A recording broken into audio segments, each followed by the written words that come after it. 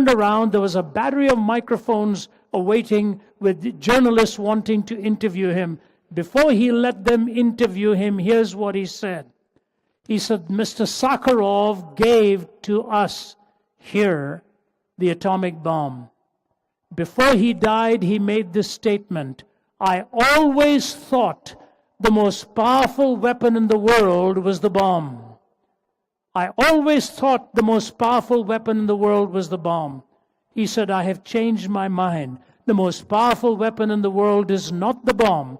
The most powerful weapon in the world is the truth. He said that to a nation that had been taught so much through living lies. And so you've got Churchill in the free world. The most valuable thing in the world is the truth. You've got Andrei Sakharov from a world where propaganda was the norm. And he said the most powerful weapon in the world is the truth. Most valuable, most powerful. Isn't it ironic that the Oxford Dictionary writers introduced the first new word from 2016 into the dictionary in 2017? Post-truth. We are living in a post-truth society, they said. What does that mean? It means two things. There is a soft definition of it, and there is a hard definition of it. The soft definition basically means that the average person today doesn't really care about the facts. They care more about their feelings. Don't tell me what the fact is. I want to know what I want to feel. And the entire electioneering process in the United States was beclouded by this phrase, post-truth, post-truth, post-truth. Are we really hearing the truth? But here's the harder definition of post-truth. Listen to me carefully. It is not merely that you don't care about the facts, you're more concerned about your feelings, but that you are even willing to use falsehood so long as in your mind you can justify that the end result is worth pursuing. You understand what I'm saying? It's not just that the ends justifies the means. You can spread lies, you can spread distortions, you can fabricate stories under the political umbrella of saying the end that you have in mind is a noble end. So post-truth is the description of 21st century schizoid man.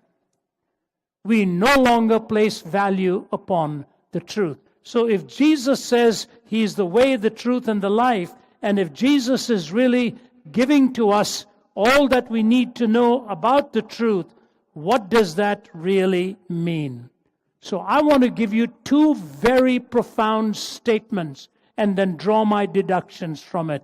You're going to have to listen carefully. One of my great heroes after my conversion was the famed English journalist Malcolm Muggeridge. Many of you may have read Muggeridge's writings. He knew how to fabricate a scenario in order to get an end result. He said the lie was stuck like a fishbone in the throat of the handheld microphone. The lie was stuck like a fishbone in the throat of the handheld microphone. He went to the Soviet Union to do a story on Stalin. He went enamored by communism, came away totally disillusioned by it, and wrote his book, Winter in Moscow. His own life had been moving along a constant lie till he found Jesus Christ himself, and he wrote the story in his book, Jesus Rediscovered. He has two profound statements on truth. I want you to listen to it carefully because he gives us the two nuances of what truth really is all about. Listen to the first one. Truth is very beautiful, more so, I think, than justice, today's pursuit, which can easily put on a false face. That's an incredible statement, that justice can put on a false face. He said that's why truth is so beautiful. In the nearly 7 decades I have lived through, the world has overflowed with bloodshed and explosions, whose dust has never had time to settle before others have erupted, all in purportedly just causes. The quest for justice continues, and the weapons of hatred are piling up. But truth was an early casualty. The lies on behalf of which our wars have been fought and our peace treaties concluded, the lies of revolution and of counter-revolution, the lies of advertising, of news, of salesmanship, of politics, the lies of the priest in his pulpit, the professor at his podium, the journalist at his typewriter, the lies stuck like a fishbone in the throat of the microphone, the handheld lies of the prowling cameraman.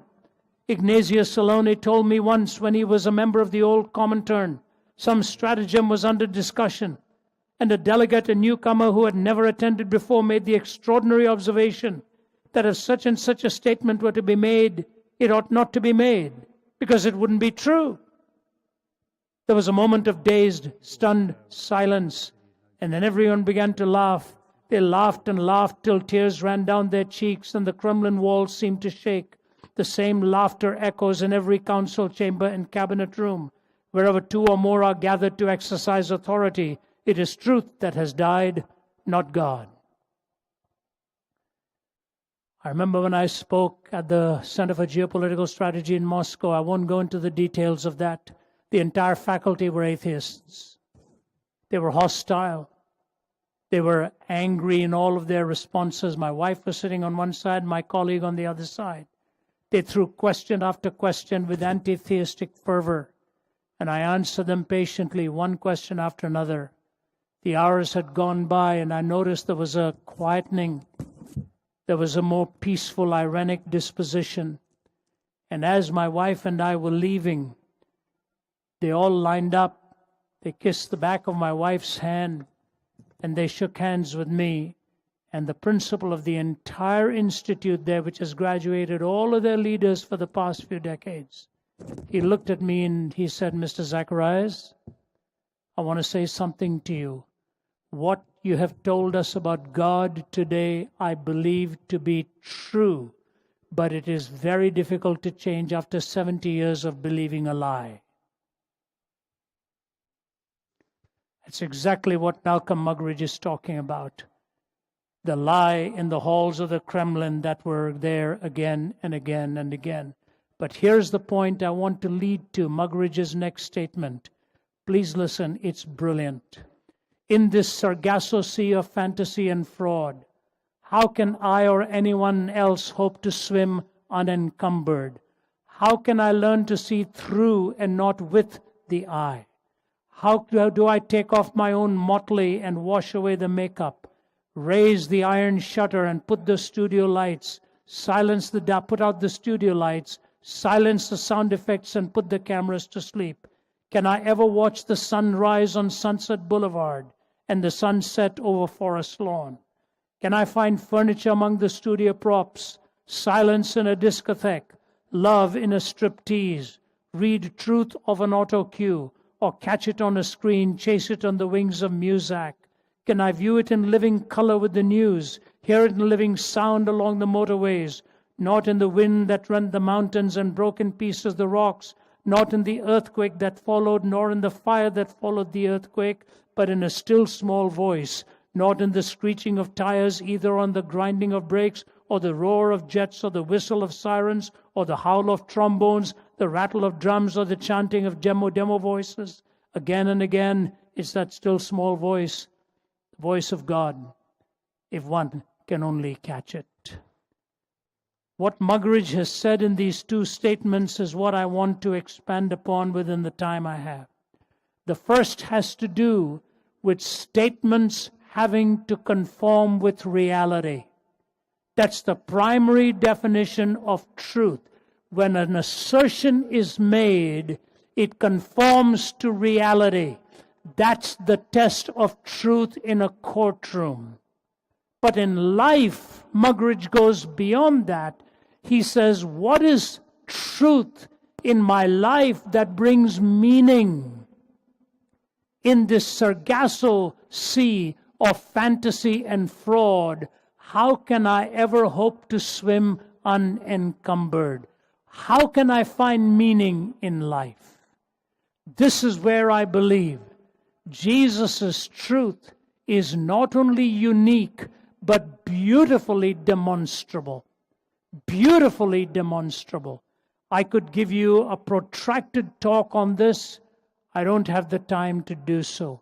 May I just take 3 or 4 reasons existentially, from the point of view of meaning, why it is that Jesus' answers are so persuasive and so convincing in contradistinction to anyone else's claim to divine or prophetic status. His answers are cogent, conforming to reality, and his answers are existentially relevant in providing meaning. Truth and relevance are the 2 feet on which life has to walk. Can I explain to you why I believe his answers are true and relevant? The first is his description of the human condition. He talks about the total depravity of the human heart, not merely in our actions, but in our condition. We are alienated from God. There is that clenched fist on the inside. Muggeridge put it this way: the depravity of man is at once the most empirically verifiable fact, at the same time that it is the most intellectually resisted. It is the most empirically verifiable fact. We see it all around us, but intellectually we do not like to accept it, and we do not like to admit it, that the human heart is depraved. If you ever read books on the Third Reich and Hitler's assault upon humanity, you will find every writer making this kind of statement somewhere. They were ordinary people.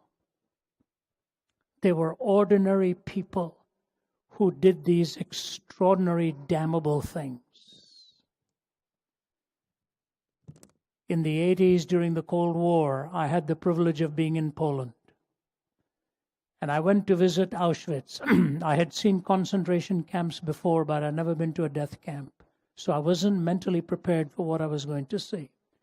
When you walk into Auschwitz, I think every young man or young woman, if they have a chance in this lifetime, should go to Auschwitz and spend a whole morning or afternoon there. They will come away totally changed. I remember going from room to room. You see, in Auschwitz, they were eliminating them at the rate of 12,000 every day. Every day.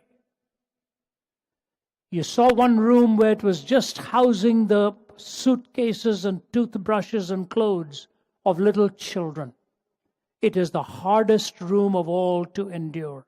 When you see the pictures of little boys like bony skeletons, and Joseph Mengele would do his experimentation on them, castrating them, especially twins. And these little kids, so butchered at the hands of supposedly the most educated nation at that time. And when you walk into the room where they were gassed, just before that room you see the words of Adolf Hitler: I want to see a generation of young people devoid of a conscience, imperious, relentless, and cruel. Imperious, relentless, and cruel. You see, they were herded in there by the hundreds, flesh against flesh, and they were told they were about to be deloused and given a shower. So their clothes were taken off them, and they would be herded in, and that iron door shut against them, and the spigots would be turned on. And as they would hear the gas coming, the last shout that the guards would hear was somebody would shout, "Gas!" And they were gone. Ordinary men, ordinary people. If you go to the room at Nuremberg where these judges were tried, there are 2 remarkable paintings in that room. Behind the justices is the Decalogue, the Ten Commandments.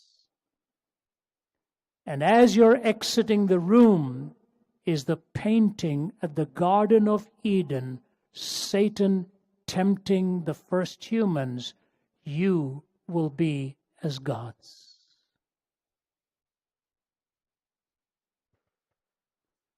Amazing juxtaposing of two thoughts. Either we live by his law or we become a law unto ourselves. And you've seen what has happened in the 20th century. It's been the bloodiest century in history.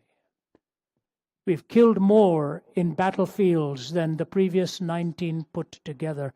Ordinary people, ordinary people.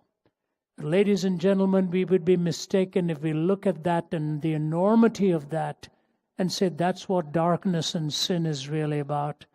No, friend, we never solve it that way until we look into our own hearts and admit that I am a creature in rebellion against God.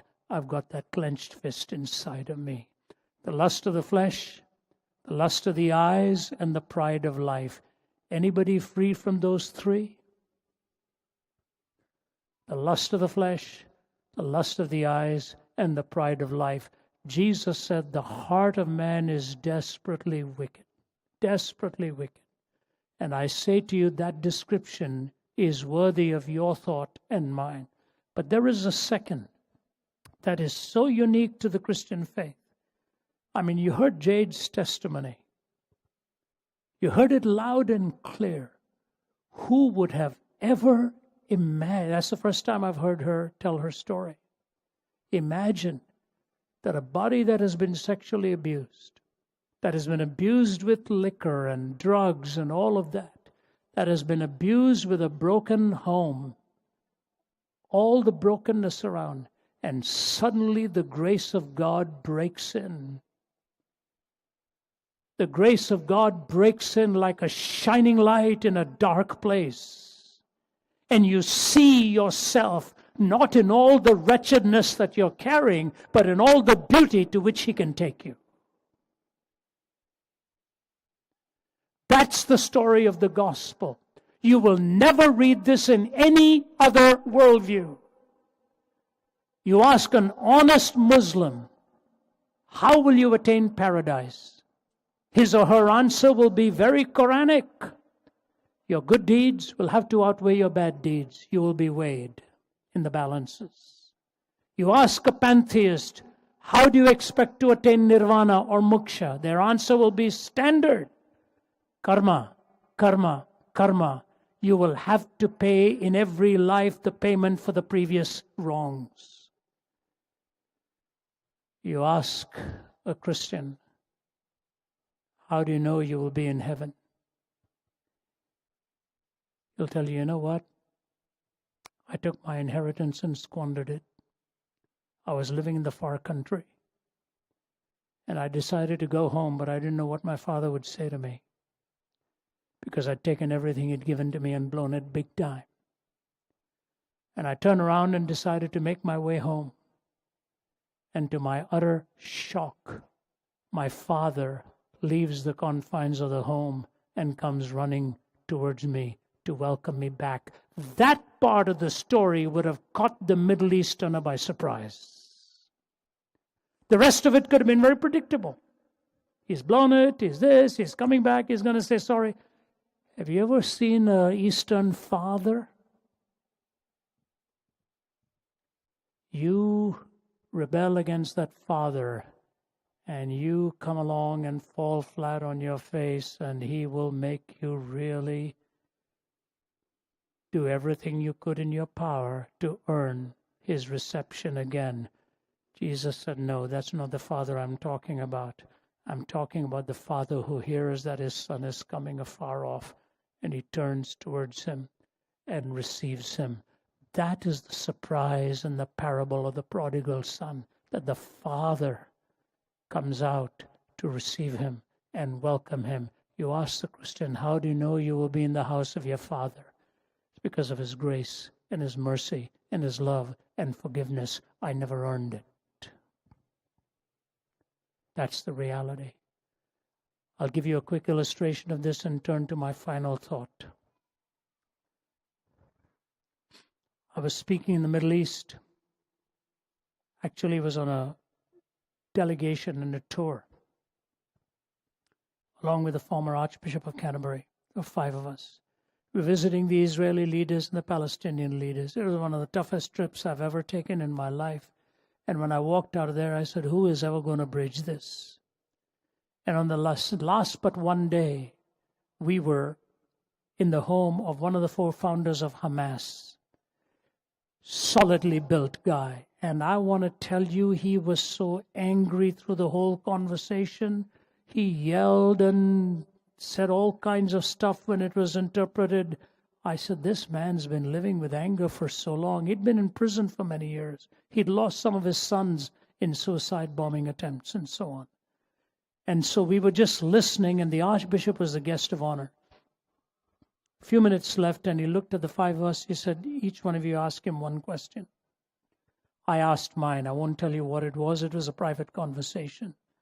When that question was over, he answered it, and I looked at him and I said, Sheikh, I don't like your answer. I really don't like your answer. With your answer, there's never going to be peace in this part of the world. I said, let me just tell you one thing, sir, because I may never see you again. Please allow me to tell it to you, I said. A little distance from where you and I are sitting right now is a mountain. I said, 5,000 years ago, a man by the name of Abraham took his son up that mountain. Remember the story? He said, yes. I said, please, let's not debate which son. Let's just agree he took his son up to that mountain.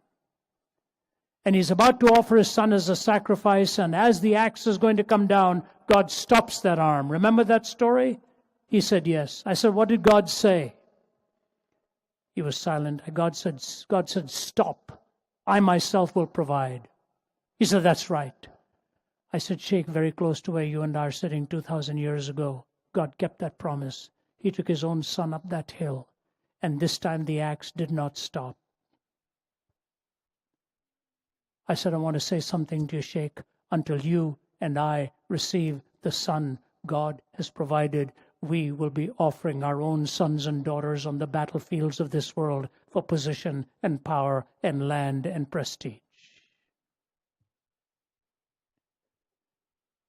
He just stared at me. I said, that's right.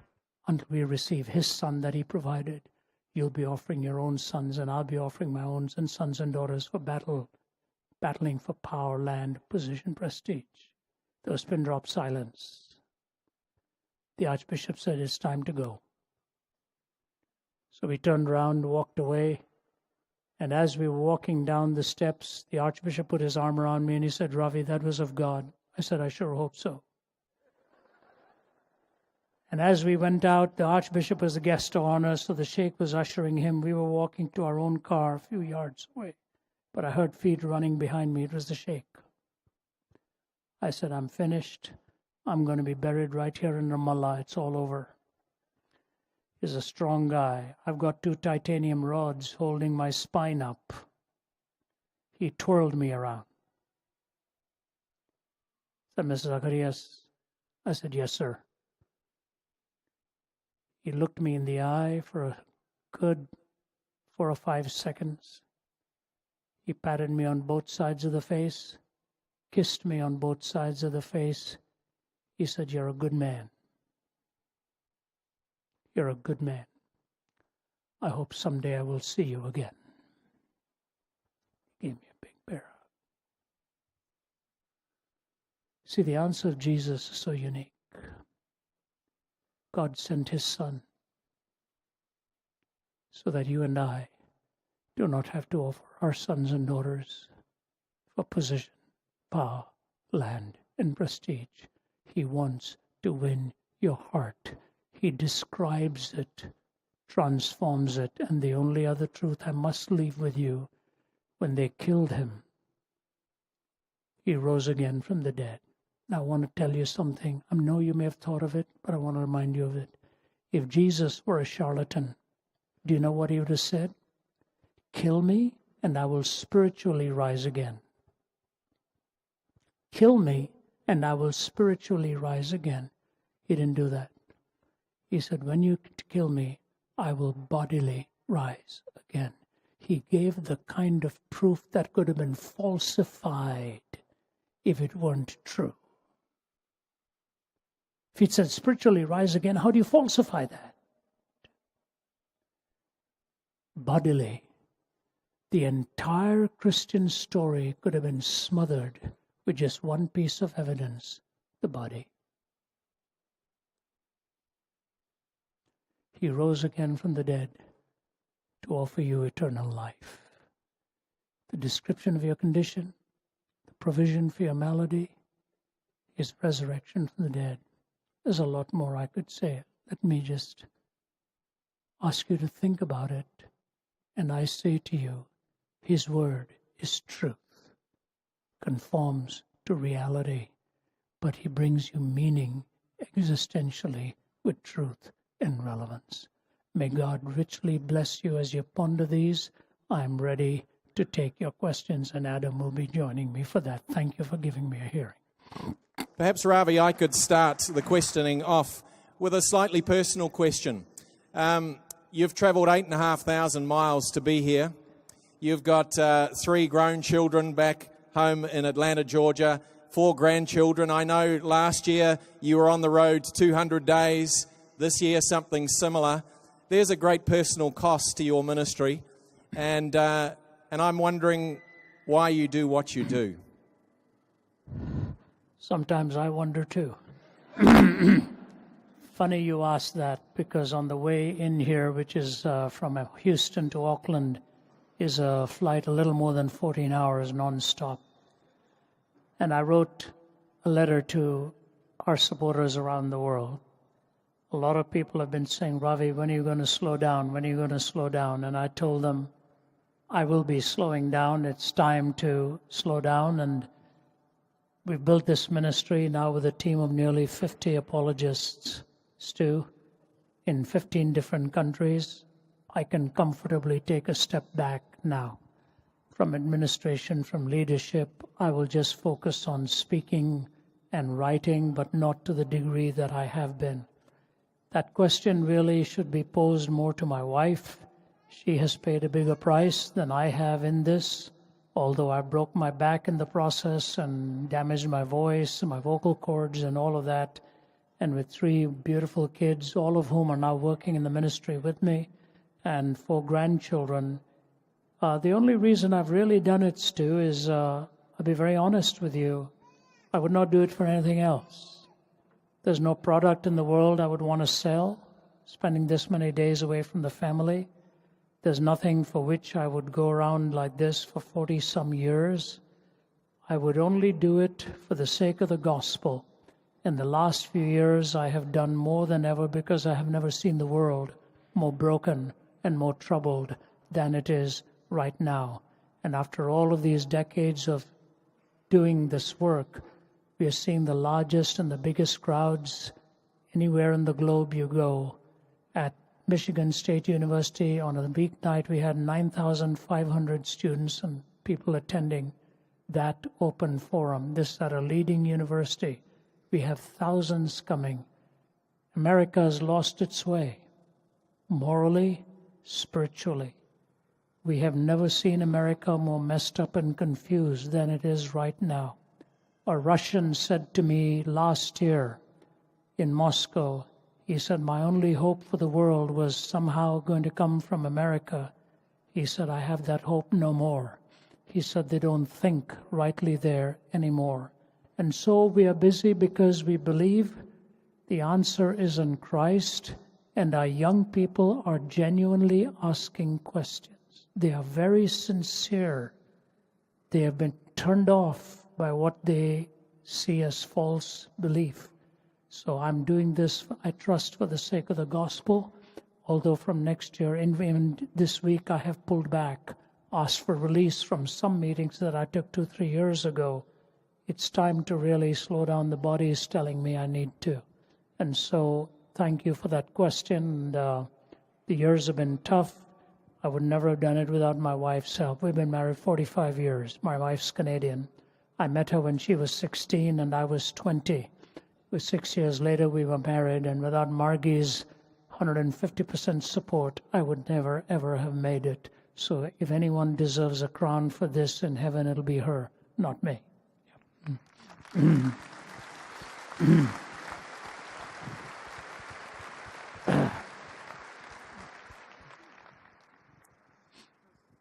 Do we have any questions of Ravi? Please. Oh. Back to the microphone, thank you. What is the question you want to ask, Rizal? It's just about Trump. So I just was going to ask him what he thought about his mentioning about America just now. So I'm just going to ask him the first time that his attorney of Nixon was saying Have we got a question over here, Peter? Yes, please. Hi. Just wondering if there was a succinct way to answer our friends and neighbours who have a problem with science and accepting God. Does that make sense? Yep. The tension between science and faith. That's a great question. I think it's a paramount question of our time. You know, when Dr. Martin Luther King Jr. won the Nobel Prize, gave a brilliant speech in the 60s. He ended his speech with these words: I refuse to believe that man is mere flotsam and jetsam in a river of life. I refuse to believe that mankind is so tragically bound to the starless midnight of racism and war that the bright daybreak of peace and brotherhood can never become a reality. I believe, said he, unarmed truth and unconditional love will have that final word in reality. Unarmed truth and unconditional love. If Dr. King's hope was real, then our entire educational system is flawed. Because our educational system is based on the scientific worldview of naturalism. Science does not give you the imperatives of truth and love. See, a scientist can tell you what happens when he adds this to that, but science does not tell the scientist why he should be truthful. That's a moral imperative. Truth and love are moral imperatives. So they are metaphysical propositions, or dare I say, spiritual propositions. Truth and love are indispensable to existence. I would strongly suggest to you the 2 books by my colleague from Oxford, John Lennox. One is called Has Science Buried God? That is actually, the title is Gunning for God, and the other one is called 7 Days That Define the World. He has debated Richard Dawkins and the rest of them. My colleague Vince Vitale, in the most recent book we have written, called Jesus Among Secular Gods, his chapter on scientism is worth the price of the book. The title of the book is Jesus Among Secular Gods. And Vince makes 2 very powerful points in that Dr. Polkinghorne, who was my professor of quantum theory at Cambridge, used to keep repeating, and many scientists who are Christians will say the same thing. And it is this: 2 of the greatest discoveries in science in recent times. Number 1 is that the universe had a beginning.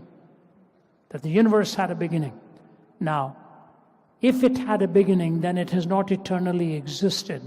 If it had a beginning, you have to look at it as either being uncaused, self-caused, or caused by another. You go through those 3 options, and then you come to the second discovery that this universe is finely tuned with specified complexity. What do I mean by that? You see, it is possible for you to maybe take 100 pebbles, and it takes millions of years, and those pebbles come in a perfect triangle. It's possible. But you take all the letters of the alphabet and toss them into this stadium here. How many million years would it take to put those letters to compile the Oxford Dictionary? That's what I mean by specified complexity. When you take the early contingencies of the formation of this universe, there were so many variables and demanded constants.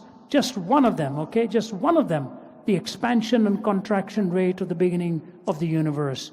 It had to be so exact and so finely tuned that Dr. Polkinghorne, a quantum physicist, says it would be like taking aim at a 1 square inch object 20 billion light years away and hitting it bullseye.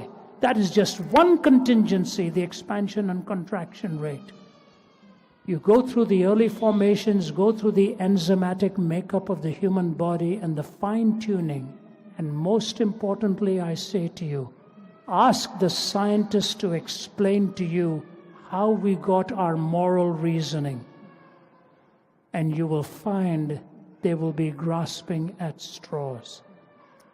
Jesus looked at a man who looked at him and said, "Is it all right to pay taxes to Caesar?" Jesus said, "Do you have a coin?" Man said, "Yes." He said, "Whose image do you see on this coin?" The man said, "Caesar."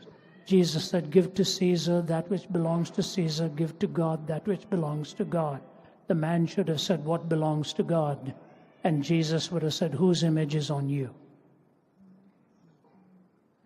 The fine-tuning, the moral reasoning, the beginning of the universe. Vince Vitale makes the comment, it is not so much that science explains away God as much as it is that God alone can explain science. It's a false tension to say science or faith. Our reasoning ability and all of the exactitudes of science can be measured and predicted because this is an ordered universe, not an accidental one.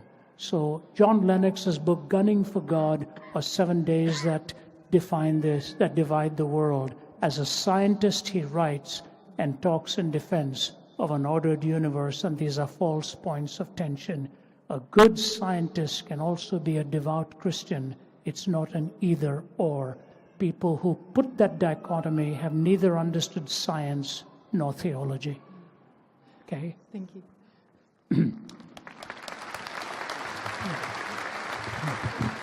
Stu, Adam. I'll just follow up really quickly. Two brief points. The first is that science itself was actually birthed out of the Judeo-Christian worldview. It wasn't birthed out of the other sophisticated ancient cultures. It's actually come out of the Judeo-Christian worldview. Happy to talk to you more about that later. Second point, if you're sick and go to a medical doctor, and the medical doctor correctly prescribes figures out what's wrong with you and then prescribes medication for you, that you can ask the question, well, and the medication makes you better, then you can ask the question, is it the medication that has made you better, or is it the doctor who has made you better? And to ask the either or is the wrong question, because the medication is the process by which you have become better, and the doctor is the agent through which you have become better. And so science talks about process, theology and faith talk about agency. And so to talk in either or terms is a completely false dichotomy. We embrace both. Very good.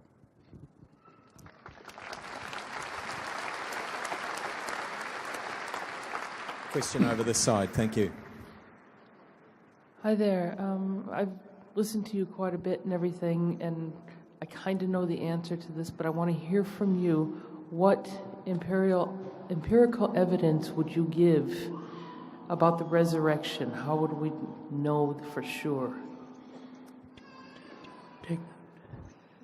Go ahead, I'll do a follow-up. Go ahead. Just so good, yeah. Thanks, Ravi. It's very kind. I think one of the key questions is when Jesus was arrested in the Garden of Gethsemane, his disciples ran away scared. Go forward a couple of months, they are filled with boldness, preaching this gospel of the resurrected Jesus. And when they're brought before the highest authorities in the land, the Sanhedrin, the political and religious ruling class, who try to intimidate them the best they can, Peter and John, on behalf of the apostles, say, well, you answer, is it better to obey you or obey God? And so you've got this bunch of people who are incredible scaredy cats, if you like. They were terrified, running for their lives. Now they're incredibly bold. And so you've got to ask the question, what on earth happened? Or perhaps a better question, what in heaven and on earth happened to cause that transformation to occur? And when you look at the different explanations offered as to why was the tomb empty, you'll find that the best fitting answer, as I have no doubt Ravi will go on to explain, the best fitting answer, the only answer that actually makes sense, is Jesus was bodily raised from the dead. This transformation could not have occurred any other way. These people would not have invented something and then been willing to die for that which they have somehow convinced themselves of. No, they were completely transformed by the risen Jesus, and then in the process went on to transform the world. But I'd love Ravi to add something to that. That's exactly the approach one would need to take, and let me build on that a little more. When you look at the very person of Jesus Christ, it is a whole story.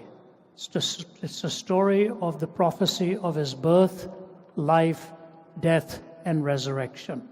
When you take a look at the prophecies of just his birth and all the prophetic voices that came together on that particular event, the very place of his birth, the prediction of the virgin birth, and all of that, how it came to be.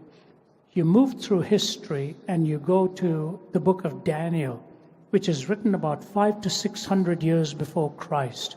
And you go from chapters 8 to 11 of the book of Daniel. The number of prophecies that are given of the kingdoms, one after another, starting off with the Babylonian, the Medo-Persian, the Greek, and the Roman Empire, the whole image that was seen by Nebuchadnezzar, the gold, the silver, the bronze, the feet of iron and clay. It's the Babylonian kingdom, the Medo-Persian kingdom, the Greek kingdom, and then the Roman and the division of the Rome. The interesting thing is he gets very specific about the Greek kingdom, how he talks about the he-goat from the west who comes and chews up everything in his tracks. Who is he really talking about? And then he says, suddenly cut down, and his kingdom divided into four. Those four blending into two, and then the two emerging into one. When Alexander the Great suddenly died in his 20s with alcoholism and all of that, it was divided between four after that. Those four blended into the Ptolemaic and the Seleucid empires. They emerged into the Roman Empire. But then here's what he says, and a stone cut out of no man's hand that shattered that great Roman kingdom. What is it that overpowered Rome and overcame Rome? It was the Christian worldview. As the barbarians were scaling the walls and Rome was being sacked, it was Augustine who was weeping in his home at that point at the fall of the Roman Empire. But it was then that he actually penned that city of God, that the city of God would be the new kingdom that would take over, and Christendom grew out of that. So you take the prophetic schema long before the resurrection. If you only came to the resurrection, you could say this is one isolated fact. We've made so much. It is not so. It is the fact that he predicted he was going to die, and he said he was going to rise again. Even the disciples were not willing to believe that. And so what happens is on the Emmaus Road, two of them are walking, and the third joins them, and they don't know it is Jesus, except that he's unpacking all of history for them, everything. And they said, our hearts were burning within us, and we said, we'll buy you dinner, will you come in? So he comes into the inn, and in that simple act of breaking the bread, their eyes were open. That was the brokenness of the Passover himself, the brokenness and his death. Peter, who was refusing to believe he would go to the cross, was now willing to die upside down, being crucified for him. 11 out of the 12 disciples were died a martyr's death, as Adam has so clearly pointed out that change. So you have to start with another question. What other explanation can there be? And when you look at authors who try to explain it away, you actually shake your head in disbelief and say, the simplest truth is the clearest truth, but they have to go through this nonsense of mad dogs eating up the body or, hallucination and all of that. They're trying to explain away something that is so real. Then you take the cumulative evidence of the hundreds that saw him, and the formation of the early church. I will recommend 2 books for you. One of them is by N.T. Wright, The Resurrection of the Son of God, and the other one, a debate between Gary Habermas and Anthony Flew. And Anthony Flew is connected to both of these books. When I was studying atheism in the 80s, Anthony Flew was the centerpiece of atheism, defining everything about atheism. A short while before he passed away, he said his atheism no longer remained coherent for him. He mentions both Habermas and N.T. Wright. His comment was, the best case that he'd seen for the resurrection was given to him by Tom Wright, N.T. Wright. And Gary Habermas, who became a friend of Flew, debated him several times, and you can see that in a book called Did Jesus Rise from the Dead? The debate between Gary Habermas and Anthony Flew. And you'll see the pages and pages of Near Eastern sources and evidence that Habermas will present to you. So it's not just on a whim that they hoped he would rise again. It was on the physical, bodily resurrection that has all the testimonials attached to it, built upon the cumulative evidence of the prophecies that have withstood the test of time. And it is because of the resurrection that you and I may have hope not only for the future, but also hope for this world. Thanks for asking that question. Thank you.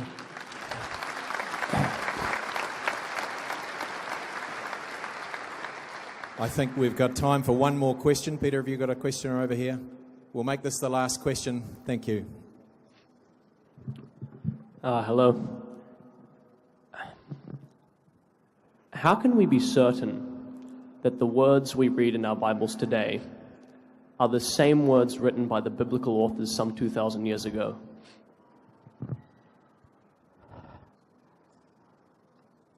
Beautiful question. And I think another one of those hinge questions on which everything hangs. You know, it's fascinating that you raised this question within about 5 days of our office being presented with one of the early copies of the Torah. We have it now on display in our office. And a scholar came and presented to us and was talking about the exactitude of the transmitting of the text of just the Torah across all of these centuries.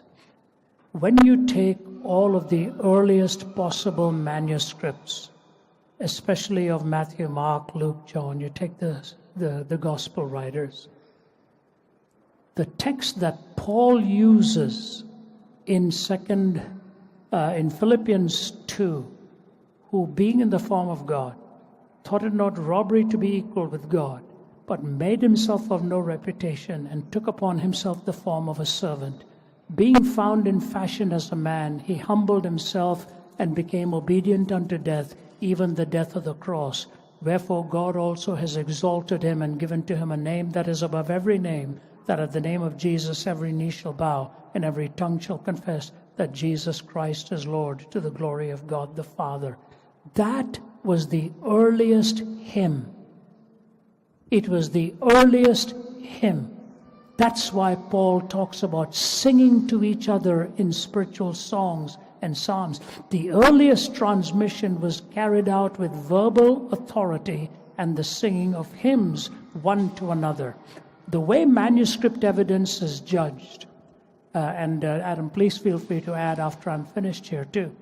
The way manuscript evidence is judged, the earliest words of, say, somebody like Homer, and the first extant copies you have of his writings, hundreds of years apart, some of them 1,000 years apart, we don't have a single word written by Socrates. Not a single word. We have Socratic transmission through Plato and then Aristotle, and yet the authority of those transmissions are so authentic that you believe Socrates said such and such and such. When you go to the writings of the New Testament, you've got these manuscripts within 100 years.